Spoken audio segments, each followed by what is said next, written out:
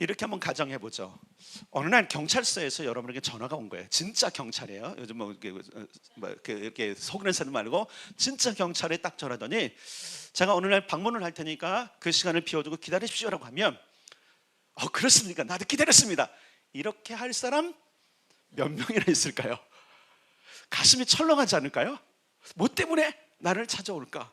아마 두근두근한 사람이 있을 거예요. 5만 가지 생각이 다 들 거예요. 왜요? 캥기는 게 없는 사람 아무도 없거든요. 누군가 나를 방문할 때 그 방문하는 사람이, 찾아오는 사람이 좋은 소식을 가지고 온다면 참 기대되는 만남이지만, 그러나 뭔가 베일에 쌓였어요. 아니면 뭔가 권력이 있고 나에게 어떤 해를 끼칠 것 같은 사람의 방문은 정말로 걱정일 것입니다. 이 일 때문일까? 저 일 때문일까? 아마 걱정과 두려운 생각을 다 가지고 있을 거예요. 내가 뭐 잘못한 것이 있나? 아마 자기를 성찰하는 시간도 가질 수 있을 것입니다. 중요한 것은 하나님의 찾아오신 임재를 걱정하고 두려워하는 사람이 있다라는 사실을 좀 전제로 하고 오늘 본문에 또 그리고 전체 설교를 들으면 좋을 것 같아요. 어떤 사람은 참 하나님이 나를 만나주신다는 거, 하나님께 나오는 것이 굉장히 껄끄러울 수 있어요. 또 그리고 부자연스러울 수 있어요. 그리고 하나님께 나아간다는 것 자체, 우리 마음속에, 몸은 안 되는데 이 마음속에 이상하기만큼 자꾸 나를 끌어잡아당기고 나가지 못하게 하는 경우들이 있을 수 있어요. 여러분 한번 생각해 봅시다. 내가 하나님께 나가면 나를 혼내시는 건 아닐까? 혹시 내가 기도의 장소나 아니면 집회의 장소 가면 하나님은 정말로 노발대발 하시는 건 아닌가? 나의 부끄러움을 드러내시는 건 아닌가? 여러분 분명하게 말씀드리지만 이렇게 결론을 내리고 여러분 말씀을 시작하겠습니다. 결코 그렇지 않습니다. 결코 그렇지 않습니다. 하나님은 우리를 찾아오는 하나님 임재는 좋은 일이에요. 굿뉴스예요. 굿뉴스예요. 아멘. 이걸 기대하셔야 돼요. 물론 이제 이렇게 이러시죠. 목사님 거짓말하지 마세요. 성경을 보니까 꼭 그런 것만은 아니던데요. 물론 가끔 혼낼 수 있어요. 근데 그 혼내는 것이 그 사람을 망가뜨리고 그 사람을 영원히 멸망시킨 것이 아니라 교정, 아시죠 뭔지? 이대로 가면 죽는다 그러니까 돌아와라. 돌아오지 않는 자에게는 하나님께서 징벌을 내리시지만 한번 생각해 보세요. 여기 지금 적어도 하나님 앞에 이렇게 온 사람들을 하나님께 돌아온 거 아닌가요? 근데 이렇게 생각해요. 자, 한 주간 내가 세상을 살다가 다시 하나님 전으로 찾아온 이것은 돌아왔다는 거예요. 그러면 하나님은 따라서 합시다. 그 크신 사랑으로 우리를 맞아주신다. 하나님의 찾아오시면 굿뉴스, 이것이 복음이잖아요. 복음입니다. 우리는 복음 안에 사는 것입니다. 부활 후 첫 번째로 제자들 찾아간 사건이 있었죠. 특별히 그 사건은 참 안타까운 사건이기도 하지만 특히 베드로에게는 참 두려운 사건이었어요. 예수님이 십자가에 달려 돌아가시기 전에 이런 베드로의 고백이 있으면, 주님, 나는 절대 주님을 부인하지 않을 거예요. 절대로 배반하지 않습니다. 다른 제자, 저 지금 가룟 유다는 저럴지라도 저는 안 그래요. 아시죠 주님? 아시죠? 안 그럽니다. 근데 어떻게 했죠 여러분? 그 말 하자마자 그 다음날 변심도 바로 3일도 아니고 그 전에 즉시로 부인해버려요. 나는 예수를 모른다. 나는 예수와 관계없는 사람이다. 자신만만했던 베드로가 그렇게 하고서는 어디로 간지 아시죠? 예수님이 죽고 나니까 숨어버려서 자기 고향 땅으로 가버렸어요. 더 이상 주님을 볼 수 있는 면목이 없는 거예요. 가끔 그럴 수 있잖아요. 우리도 내가 지난 한 주간을 살고 여러 가지 생각해보면 주님 볼 면목이 없어요. 근데 중요한 건 뭐냐면 하나님 꼭 찾아오세요. 찾아오세요. 자, 베드로가 예수님을 만난다는 것은 여러분 정말 두려운 것이었을 거예요. 내가 그렇게 장담을 했거든. 내가 예수님 모른다고 부인했던 이 배신자처럼 있는 나를 주님이 찾아오신다면 정말로 그는 두려웠을 거예요. 그런데 새벽에, 요한복음 21장 보니까 새벽에 주님께서 그를 찾아오세요. 요한복음 21장으로 가겠습니다.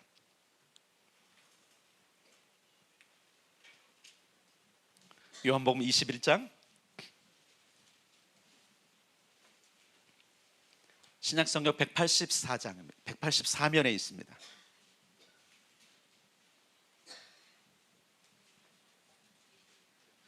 요한복음 21장 신약성경 184.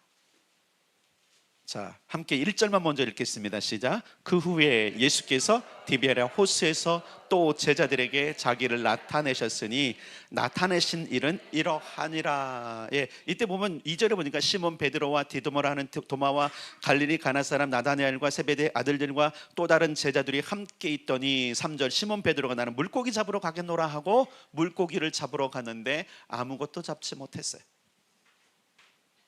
자, 그런데 예수께서 말씀하십니다. 던져라.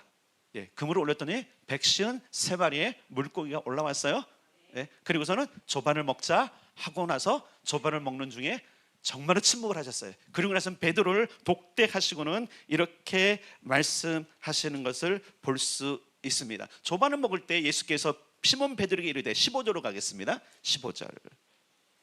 딱 요것만 읽고 요 본문은 넘어갈 거예요. 15절 시작. 그들이 조반 먹은 후에 예수께서 시몬 베드로에게 이르시되 요한의 아들 시몬아 내가 이 사람들보다 나를 더 사랑하느냐 하시니 이르되 주님 그러하나이다. 내가 주님을 사랑하는 줄 주님께서 아시나이다. 이르시되 내 어린 양을 먹이라 하시고 이스라엘 가면 베드로가 이 고백을 했던 디베랴 바다를 가게 돼요. 거기 수도원이 하나 있는데 그 수도원에는 베드로를 기념하는 이런 그 형상도 있고 있는데 그 바다에 참 많은 사람들이 가요. 처음에 갔을 때 김민희 선교사님이 저를 이제 거기다 놓고 이제 혼자 있으라고 그러면 좀 묵상하라고 그러더라고요. 무슨 음성들 하나도 안 들리는데요. 그때는 묵상해봤어요. 과연 예수님께서 베드로에게 내가 나를 사랑하느냐라는 말을 했을 때 베드로의 심정이 어땠을까?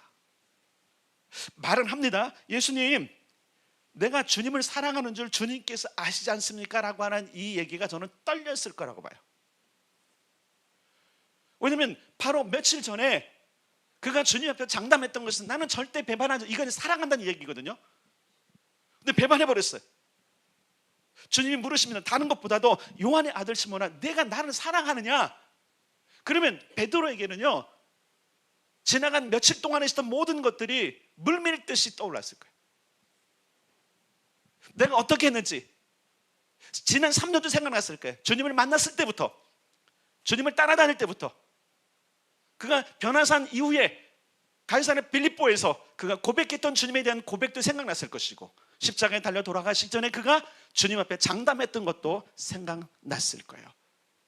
근데 결과는 알잖아요. 자기가 얼마나 배신자라는 거. 근데 주님이 찾아오서 말씀하십니다. 내가 나를 사랑하느냐? 떨리는 목소리로 있을 것 같아요. 예, 주님 아시지 않습니까?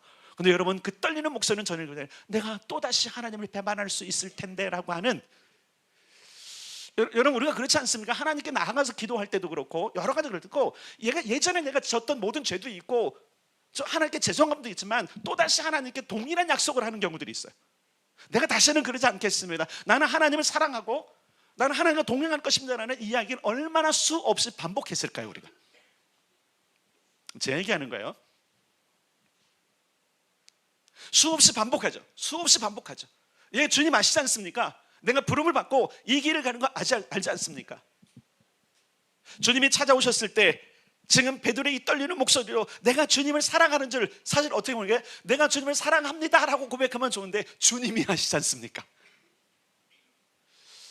우리가 이렇게 핑계댈 수도 있고요, 우리가 그 모든 것들을 주님께 우리 대물을 수도 있지만 중요한 사실이 하나 있습니다. 그 모든 것을 주님께서 수용하신다라는 거예요.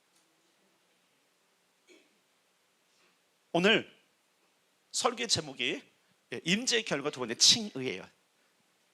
하나님의 임재가 있을 때 지난주는 극복한다 그랬어요. 용기를 얻는다 그랬어요. 두려움에서 벗어난다 그랬어요. 새 힘을 얻는다 그랬어요. 하나님이 찾아오시는 목적이 뭐냐면 정죄하기 위해서 오는 게 아니에요. 너 이 나쁜 놈아, 너 얼마나 그 많은 죄를 지었으니까 네가 진짜 그리스도 살고 우리를 책망하고 그 죄 때문에 우리를 부끄럽게 하기 위해서 찾아오는 것이 아니라 따라서 합시다. 너는 여전히 의로워. 하나님께서 우리를 찾아오시는 목적은 그거예요, 여러분. 베드로를 찾아갔던 목적은 베드로야, 나는 너를 정죄하지 않아. 나는 여전히 너를 사랑해. 그런데 너도 나를 사랑하니? 여러분 우리가 인생에 실패를 많이 합니다. 수많은 하나님께 약속을 했어도 그 약속을 지키지 못할 때가 너무나 많습니다. 제 인생을 돌아보고 하나님께 이 교회를 세우게 하신 이후로 지금 17년을 돌아봐도 죄송한 게 너무나 많아요. 가끔 생각하면 이때 이랬다면 어땠을까 나가는 후회가 참 많아요. 근데 그때마다 주님이 오셔서 이렇게 말씀하십니다. 괜찮아, 나의 한계를 아시는 거예요. 하나님 우리의 한계를 아십니다. 하나님 우리가 하나님 배반할 것도 아십니다. 배반할 수 있다는 사실 아세요. 그럼에도 불구하고 이렇게 말씀하세요. 그래도 나를 사랑하니?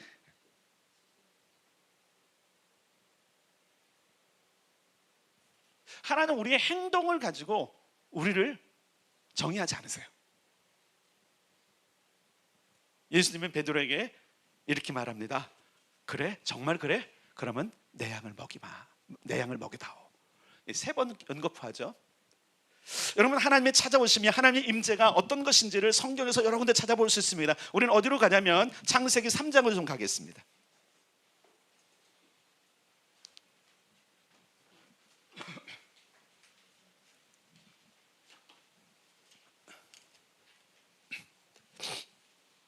창세기 3장, 구약성경 맨 앞이죠.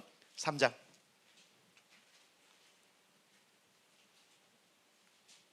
창세기 3장 6절 7절 2절 읽겠습니다. 일단은 시작. 여자가 그 나무를 본즉 먹음직도 하고 보암직도 하고 지혜롭게 할 만큼 탐스럽기도 한 나무인지라.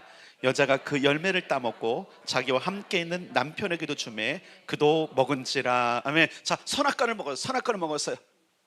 왜 그러냐면 그것을 먹는 날에는 하나님과 같아질 거라는 착각 때문에 그러는 거예요. 하나님의 간섭받지 않고 독자적으로 독립적으로 간섭받지 않고 내 마음대로 할 수 있다라는 세뇌가 돼버렸어요. 우리 인생이 그러고 싶습니다. 하나님 간섭 없이 그냥 하나님의 축복은 누리고 하나님의 재앙 없이 내 마음대로 하고 싶다라는 그런 생각이 있을 때가 있어요. 그래서 결국은 아담과 하와도 그렇게 됐어요. 결국 그들은 부끄러워 숨습니다. 분명히 숨었습니다. 7절을 같이 읽겠습니다. 시작. 이에 그들의 눈이 밝아져 자기들이 벗은 줄을 알고 무화과 나무 잎을 엮어 치마로 삼았더라. 8절. 그들이 그날 바람이 불 때 동산에 거니시는 여호와 하나님의 소리를 듣고 아담과 그의 아내가 여호와 하나님의 낯을 피하여 동산 나무 사무에 숨은지라. 아멘. 숨어버렸어요. 베드로도 도망갔습니다. 여러분, 우리의 습성이 그래요. 뭔가 좀 잘못하면 도망가려고 하는 게 있어요. 실제로 여러분, 베드로는 도망갔어요. 예루살렘에서 도망갔어요. 아담과 하와는 그 동산에 나무 사이에 숨어버렸어요. 우리가 하나님과의 관계, 목적을 잃었을 때, 사명을 잃어버렸을 때 우리는 항상 도망가려고 합니다. 근데 기억할 게 있어요. 못 숨습니다. 하나님은 찾아오십니다. 여러분, 잘 기억하셔야 돼요. 하나님이 우리를 찾아오십니다. 예를 들어서 우리가 하나님을 경험하지 못했다. 그러니까 여러분, 다시 한번 우리 자신을 봐야 돼요. 하나님이 한 번도 나를 찾아오지 않으셨다? 이거 있을 수 없는 거예요. 하나님이 나를 찾아오지 않으셨는데 내가 예수를 그리스도로 고백할 수 없습니다. 하나님이 나를 찾아오지 않았는데 하나님의 미션을 내가 들었다? 그럴 수가 없는 겁니다. 하나님은 항상 찾아오십니다. 부르시죠. 어디 있느냐? 어디 있느냐? 이미 부끄러운 짓 했어요. 엄청난 일을 저질렀습니다. 숨고 싶은 그때에 하나님께 나는 어디 있느냐? 왜 그랬느냐? 근데 여러분, 이 부분에서 물론 책망도 듣지만 근데 아주 중요한 게 있어요. 그럼에도 불구하고 아담과 하와가 했던 그 모든 것들을 정죄하기보다는 그를 의롭다 여기시고 그들의 생명을 보존하십니다. 하나님의 계획이 어떤 것인지 알아요? 여러분, 3장 뒤로 한번 가겠습니다. 22절을 보겠습니다. 22절. 어떤 배려가 있으신지 시작. 여호와 하나님이 이르시되 보라, 이 사람이 선악을 아는 일에 우리 중 하나같이 되었으니 그가 그의 손을 들어 생명나무 열매도 따먹고 영생할까 하노라 하시고. 아멘. 여러분, 영생은 좋은 거잖아요, 그죠? 그런데 무엇을 하나님이 염려하셨어요? 무엇을 염려하셨어요? 영생을 염려하는 것이 아니라 뭐예요? 선악을 아는 것으로 영생하는 것 때문에 그래요.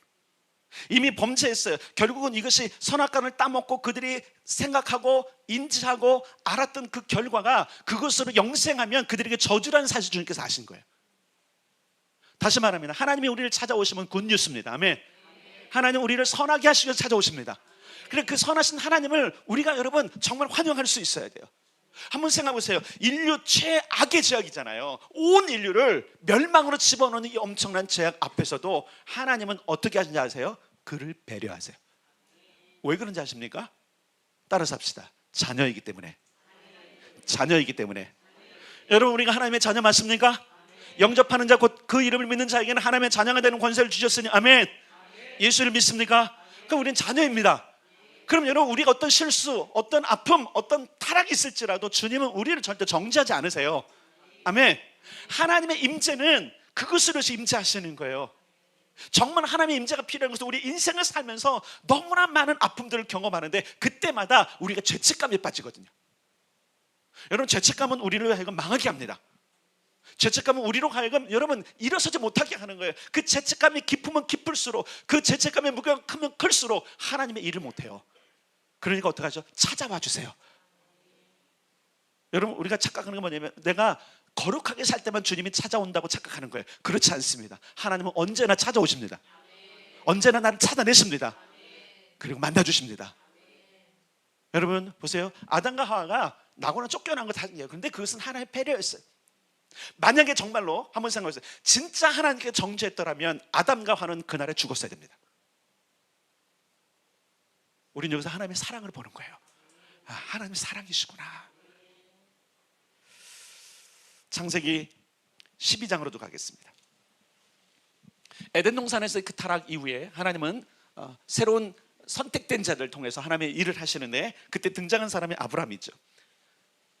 12장 10절을 읽겠습니다. 12장 10절, 11절, 12절까지 시작. 그 땅에 기근이 들었으므로 아브라함이 애굽에 거류하려고 그리로 내려갔으니 이는 그 땅에 기근이 심하였음이라. 그가 애굽에 가까이 이르렀을 때에 그의 아내 사라에게 말하되 내가 알기에 그대는 아리따운 여인이라. 애굽 사람이 그대를 볼 때 이르기를 이는 그의 아내라 하여 나를 죽이고 그대는 살리리니. 아멘. 자, 이게 왜냐면요, 일단은 첫 번째는 아브라함이 하나님의 음성을 따라간 게 아니에요.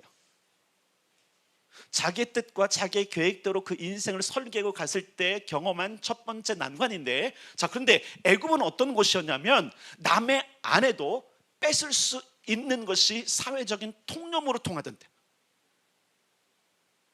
얼마나 여러분 죄악이 큰 거야. 남의 아내를 그냥 빼서 나그네 정도는 죽이고선 그 재산과 모든 뺏을 수 있는 것이 사회적으로 통했던 그 애굽 땅으로 내려갈 때, 그래서 아브라함이 꾀를 부리죠. 절대로 내 아내라고 하지 말고 동생이라고 좀, 여동생이라고 해라. 예, 그렇게 했어요. 그죠? 그러니까 누구는 살려졌어요? 아브라함은 죽이진 않았어요. 왜? 아마 그랬던 것 같아요. 그때 당시에는 그냥 식구면 살려뒀는데 남편 다 죽였던 모양이에요. 그리고 우리가 보기에 사라가 그리 아름다운 여인이었던 걸 알 수 있어요. 그래서 결국 누가 했죠? 거기에 있는 사람이 아니라 애굽 왕 바로가 그를 노리고 그 아내를 취했는데, 여러분 어떻게 했는지 아세요? 하나님께서 먼저 바로를 찾아가시죠. 그리고 그를 책망하시죠. 너 이 여인을 취하면 너 내가 죽여버릴 거야. 아브라함에게 찾아오셨을 것입니다. 여기 기록은 없으나 중요한 것은 뭐냐면 하나님께서 인생의 큰 실수를 할 때에도 하나님은 우리를 찾아오셔서 우리를 위로하시고 우리 힘을 주신다라는 거예요. 여러분 보세요. 아브라함의 인생 여정이 여기서 일어납니다. 그가 내려갔을 때 여러분 보세요. 물론 창세기에서 부름을 받고 그가 고향 땅을 떠날 때도 어느 정도 부자였지만 13절에 보면 그가 거부가 됐던 걸 알 수 있어요. 13장 1절 13장 1절 2절 시작. 아브라함이 애굽에서 그와 그의 아내와 모든 소유와 롯과 함께 네겝으로 올라가니 아브라함에게 가축과 은과 금이 풍부하였더라. 아멘. 잘 보세요. 아브라함이 그 실수했을지라도 하나님은 그에게 선을 베푸십니다. 따라서 하나님이 찾아오심은, 하나님의 임재는 굿뉴스구나. 예, 하나님은 항상 우리 인생에 찾아오실 때 가장 선하고 가장 좋은 것을 이루게 찾아오십니다. 근데 중요한 게 있어요. 이때마다 우리는 도망가면 안 돼요. 첫 번에는 도망갈 수 있어요. 여러분 지난주에도 보세요. 엘리야가 도망갔잖아요. 광야로 도망가 버렸어요. 여러분 하나님이 우리를 찾아오십니다. 그때는 도망가지 마십시오. 그때는 여러분들을 징계하고 여러분을 망하게 한 것이 아니라 여러분을 다시 이렇게 세우셔서 여러분과 함께 주님이 함께 할 계획을 말씀하신 때예요. 그리고 여러분, 하나님 만나는 걸 두려워하지 마십시오. 하나님이 우리를 찾아오실 때는 물론 엄하게 오실 수 있지만 그럼에도 불구하고 그분은 좋은 일을 위해서 오신다는 사실을 기억하셔야 돼요. 아브라함이 하나님의 음성을 쫓아가지는 않았지만 하나님은 그에게 나타나셔서 그를 위로하시고 그에게 거부가 되게 하시고 그에게 약속하신 것을 이루었다는 사실을 우리가 알게 되는 거예요. 따라서 합시다. 하나님의 찾아오심은 우리를 의롭다라고 인정하십니다. 칭의는 기독교적인 교리죠, 교리.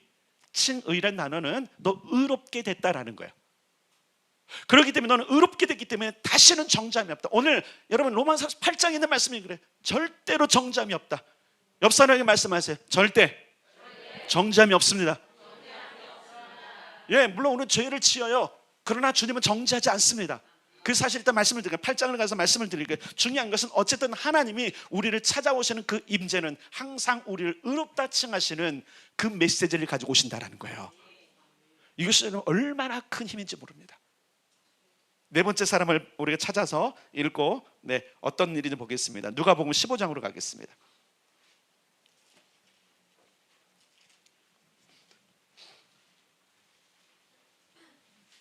누가복음 15장 11절부터 13절까지 신약성경 121면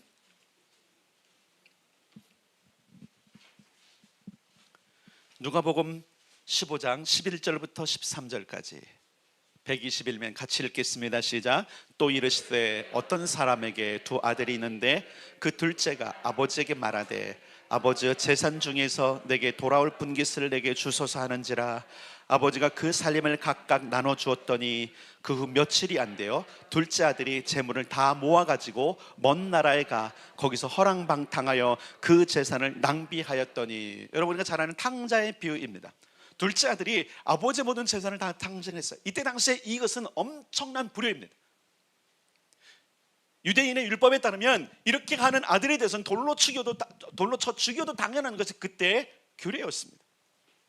그럼에도 불구하고 그 일을 행하지 않습니다. 그런데 이 아버지는 어떻게 하냐면 항상 그 아들이 돌아올 것을 기다리고 있음을 볼 수 있어요. 자, 20절 읽겠습니다. 20절 시작. 이에 일어나서 아버지께로 돌아가니라. 아직도 거리가 먼데 아버지가 그를 보고 측은히 여겨 달려가 목을 안고 입을 맞추니. 아멘. 자, 22, 23, 24 시작. 아버지는 종들에게 이르되 제일 좋은 옷을 내어다가 입히고 손에 가락지를 끼우고 발에 신을 신기라.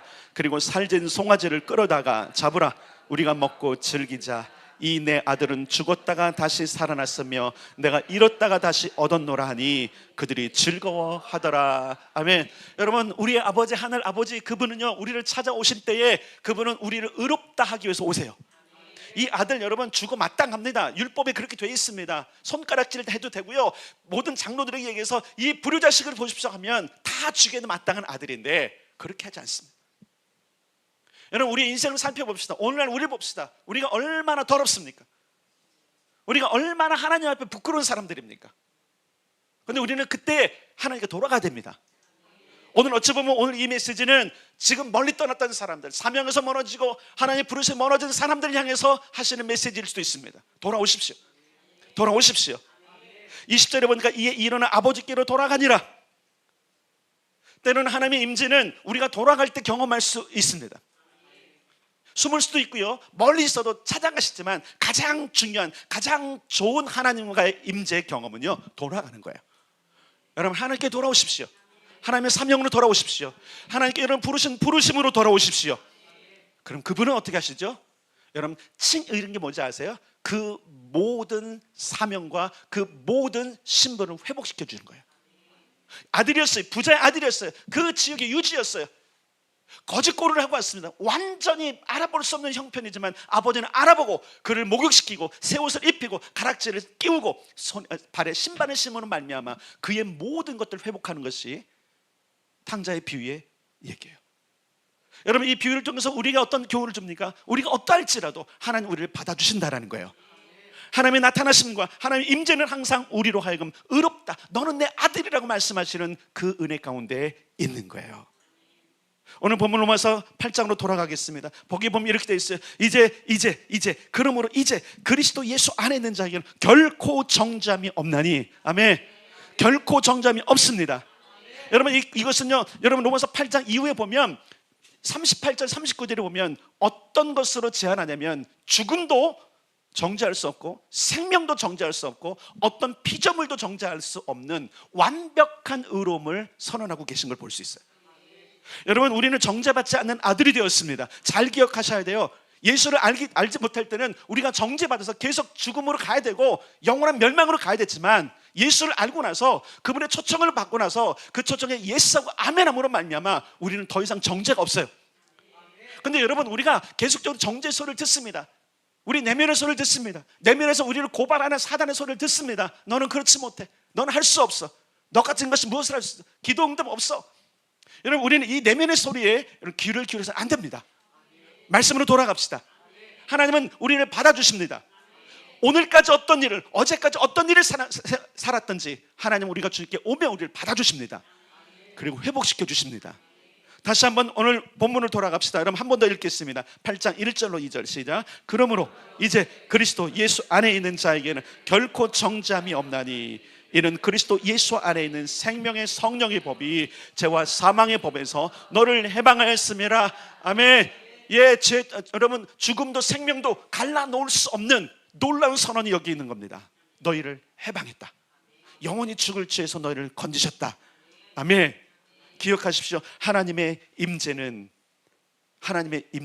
우리를 의롭다 하시는 거예요.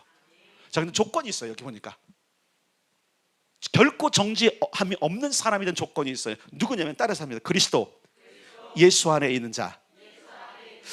요한복음 전체를 보면 그리스도 예수 안에 있는 자가 정죄함이 없다는 걸 어떻게 풀고 있냐면 하나님의 임재는 그리스도 예수님께 있다는 것 때문에 그러는 거예요. 우리가 예수님께 가고 예수가 내 안에 계시고 예수와 함께 살면 여러분 우리는 정죄함이 없습니다. 우리가 정죄를 당하는 것은 우리 안에 예수님이 없기 때문에 그러는 거예요.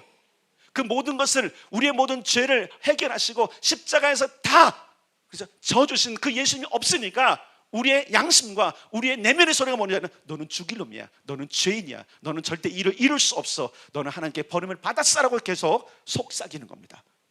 그런데 예수님이 계시면 아니야 아들아 염려하지 말아라. 나는 너를 위해서 십자가에 죽었다. 너의 죄를 다 용서하기 위해서 내 생명을 내어놓았다.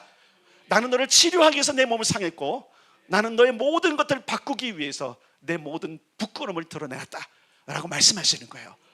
그러므로 여러분 우리는 예수 안에 있으셔야 됩니다. 예수님을 찾아야 됩니다. 예수님과 함께 살아야 됩니다.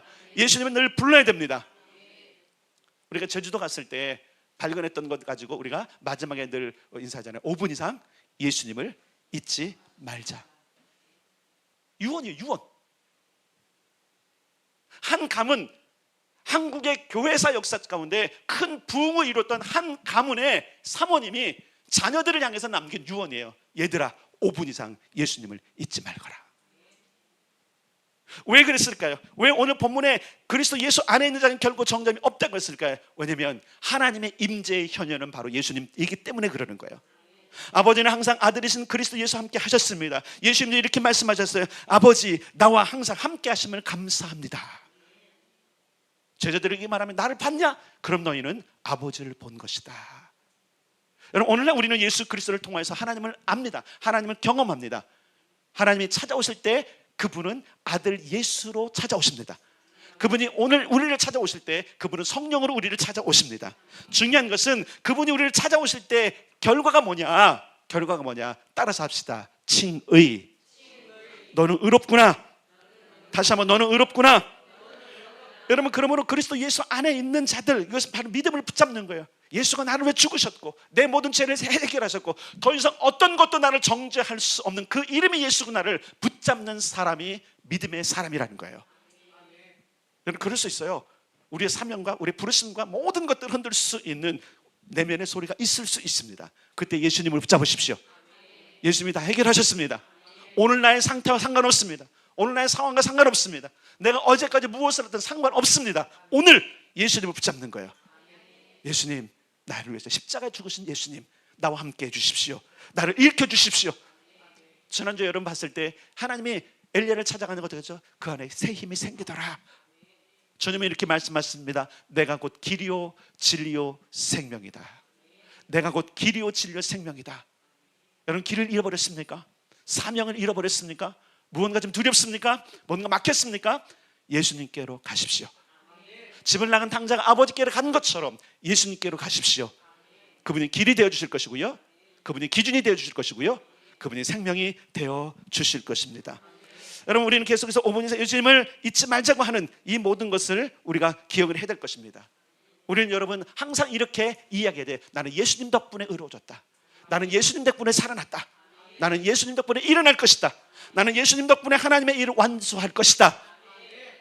근데 사단은 그렇지 않죠. 계속적으로 우리를 음해하고 오히려 혼란케 해서 하나님의 일을 이루지 못하게 합니다.